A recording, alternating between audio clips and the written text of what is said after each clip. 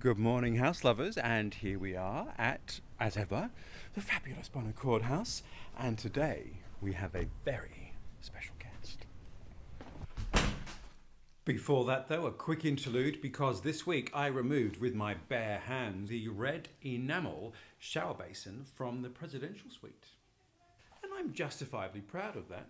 I found a lovely man who is building out in the country, and he is going to use that in the Airbnb shed that he's building in the front garden. You might even find yourself standing in it at some point in the future. But now, back to the special guest, which is none other than the architectural designer who is overseeing this project for us, Julia Cox. The good doctor and myself had quite firm ideas about what we wanted or didn't want, but particularly what we wanted with the house. The good doctor is a lover of brutal minimalism. I'm a lover of layers and textures, so that was going to be interesting. There's that fabulous shower basin that I just ripped out with my bare hands. We needed a designer who was going to take into consideration our input, work collaboratively, and respect the house, I guess, but also what we wanted aesthetically.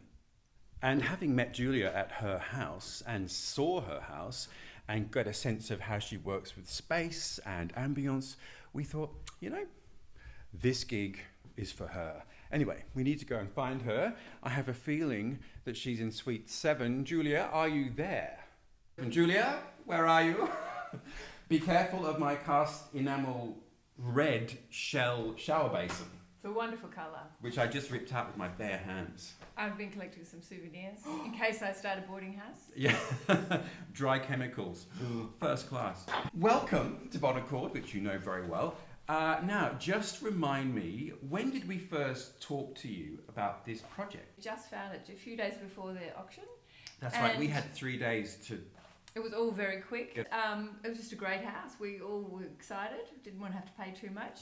So perfect, absolutely perfect project. What are we going to do? Let's talk vision, Julia. Come with me down the staircase, the Scarlett O'Hara to-be staircase. What did you initially think was going to be your vision for the property? What was the big plan? Well, with the ground floor space, let's sleep downstairs and then come up to the light. But very much flipping it so that it was perfect for sleeping downstairs and more nocturnal pursuits.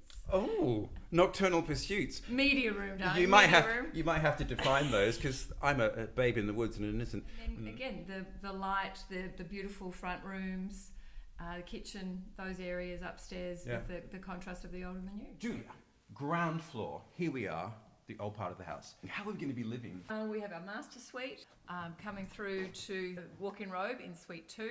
The lift will get squeezed in on the other side of the fireplace. Have we talked about the lift? We haven't talked about the lift. The good doctor has his eye towards the future and incapacity, and he feels it's vital that we have an elevator in the house. But it is the most beautiful floor. I'll quickly show you the floor again in case you've forgotten. Ta-da! It's so intact. It's history. It's one of those happy accidents that you can respond to. We'll be responding to the floor. The other side of the house, then, we are going to create a guest suite, so you can write your applications now. All right, let's go back upstairs and hear your vision. Okay. Talk to me about living up here.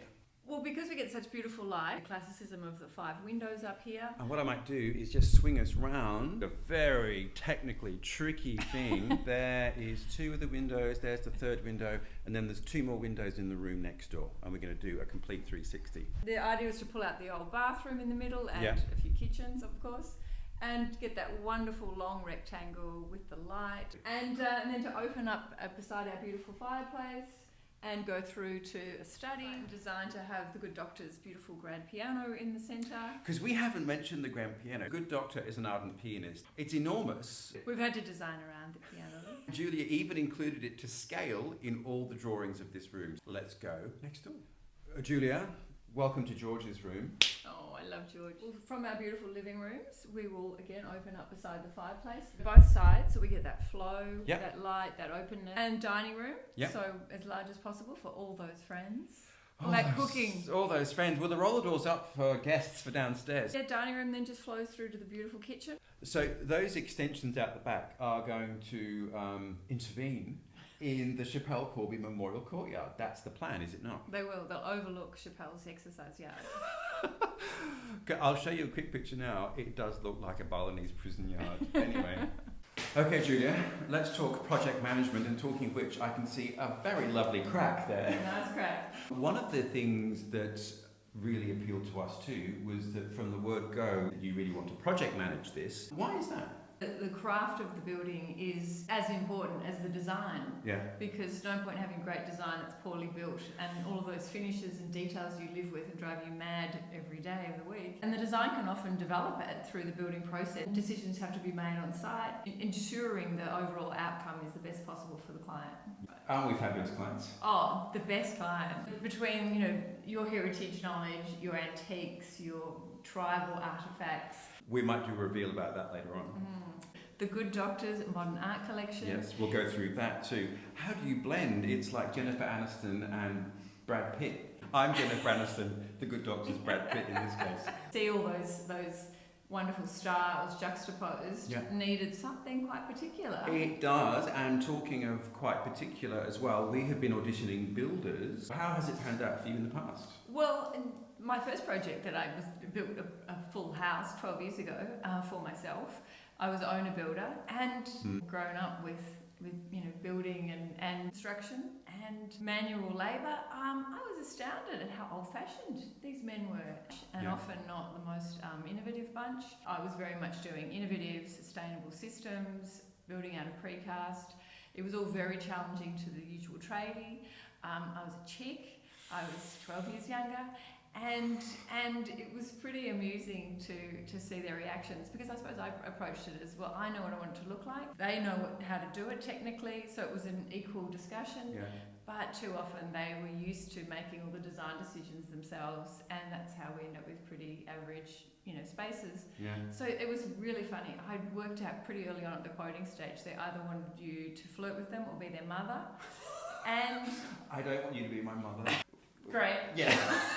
And so that was really interesting to find tradies who could ultimately take instruction from a chick when they had to. Yeah. We're still looking for a great builder, and we think we found some good ones. Excellent. We'll see. We'll see. The last step of this is that we have the old house at the front, which is not heritage listed, but is part of the street heritage overlay. Then the rear of the house has a courtyard with some additional lean-to structures. Obviously, the whole thing has to go to council, so we are at the council stage. We just met with a planning lawyer this morning, and her metaphor was, it's a dance. We're both great dancers.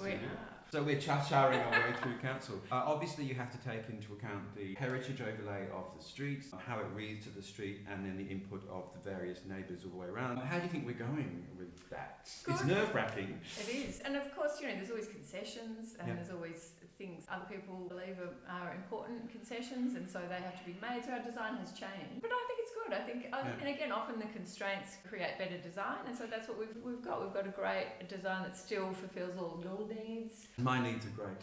Simple, humble, but great. Thank you, Julia. As ever, brilliant. Julia is fabulous. And Julia referenced her house earlier on, which is where the Good Doctor and I really first met you. We just looked at this house and thought, oh my God, who is this woman? We didn't really know you then at all. So the million-dollar question is, can we come and visit your house and have a look? Definitely. There you go. There you go, kids. The offer's on the table. We shall go in a few weeks, and that will be fun. Julia Cox, JCHQ, thank you. Thank you, dream clients. Dream clients who always pay the invoices on time. Well, there we are, house lovers. Here am I about to hopefully not fall over the non-compliant balustrade. Another great visit, another great guest. You have now met our architectural designer, who is going to guide us through the project from beginning to end. Watch this space. So until next time, house lovers, see you later. You know you want more. So do subscribe, send me a message, press like, and tell me what you want to hear next.